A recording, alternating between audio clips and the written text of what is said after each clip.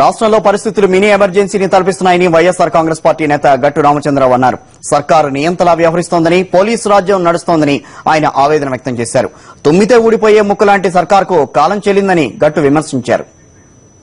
Mini emergency నడుస్తా ఉన్నది, నియంత్రణలాగా వ్యవహరిస్తా ఉన్నారు, పోలీసు రాజ్యం ప్రవర్తిస్తా ఉన్నది. రాత్రి నిన్నెక్కడో రోడ్డు మీద నిలబడ్డ దాదాపు 50 మందిని కొట్టుకుంటూ తీసుకుపోయి గోల్కొండ పోలీస్ స్టేషన్ లో పెట్టారు. అన్ని నియోజకవర్గాలలో కూడా లాస్ట్ కొండ సురేఖ భర్తను కూడా, ఒక క్యాండిడేట్ పోటీ చేస్తున్న క్యాండిడేట్ భర్తను కూడా అరెస్ట్ చేసి ప్రచారం చేసుకోకుండా చేశారు. ప్రచారం చేసుకోకుండా క్యాడర్ ని, నాయకుల్ని చేసి ఒక శాడిస్ట్ ఆనందాన్ని టీడీపీ కాంగ్రెస్ పొందుతా ఉన్నాయి. తుమ్మితే ఓడిపోయే ఎమ్మెల్యేలు, తుమ్మితే పడిపోయే ఎమ్మెల్యేలను పిలవమని నేను అంటున్నాను. ఈ రోజు రాష్ట్ర ప్రభుత్వం తుమ్మితే ఊడిపోయే ముక్కులాగా ఉంది. అది ఎన్నికలకు ముందా వెనక అనేది మాత్రమే ఉన్నది. ఏ క్షణాన ఏ పరిణామాలు జరిగినా జరగవచ్చు.